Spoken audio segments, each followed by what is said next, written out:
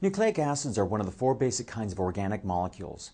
Now, they're used, as many of you know, to store genetic information, and that's the famous DNA and RNA, whether DNA is storing genetic information long-term inside of the nucleus of one of your cells, or for transferring that genetic information from the cell, from the nucleus that is, out to the ribosomes, and that would be in the form of messenger RNA.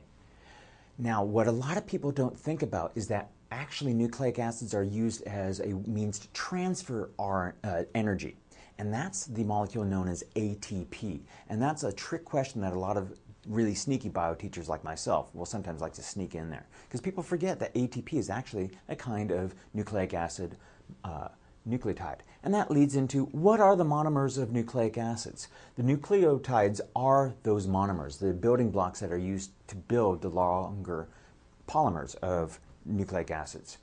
Now, the basic structure of a nucleotide is that you'll have at the heart a 5-carbon sugar, sometimes called a pentose sugar. Os meaning carbohydrate, pent meaning 5. On one end of our pentose sugar, we'll have a phosphate group, and this gives a strong negative charge to molecules like DNA and RNA. On the other end, you'll have the one thing that makes one nucleotide different from the other, and that's a base that has the element nitrogen in it. Because this molecule has, or this base has some nitrogen in it, they'll often call it a nitrogenous base. If you look at DNA, DNA uses one of 4 possible nitrogenous bases. Those are thymine, often abbreviated T, cytosine, often abbreviated, you got it, C, adenine, which has 2 rings in its nitrogenous base, abbreviated A, and guanine, another of the 2-ringed nitrogenous bases. RNA is very similar. It will use guanine, adenine, and cytosine. The one difference in the bases between RNA and DNA is that they'll have uracil in place of thymine. Now let's take a look at how you join these nucleotides together. And what happens is that the phosphate of one nucleotide here joins to the sugar of the next nucleotide, forming a long strand of DNA nucleotides or RNA nucleotides, kind of like in a little Congo line. Now, DNA is very famous for having a structure known as the double helix. And that's because DNA, you'll get one strand over here and another strand over there. Now notice how this strand here, the phosphate is pointing upwards.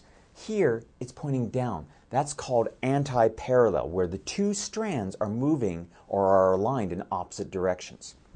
These little dashed lines here are things called hydrogen bonds, and they're what are holding this strand here to that strand there. Now, you commonly will draw DNA in a ladder form like this, kind of like this looks like a ladder. All right?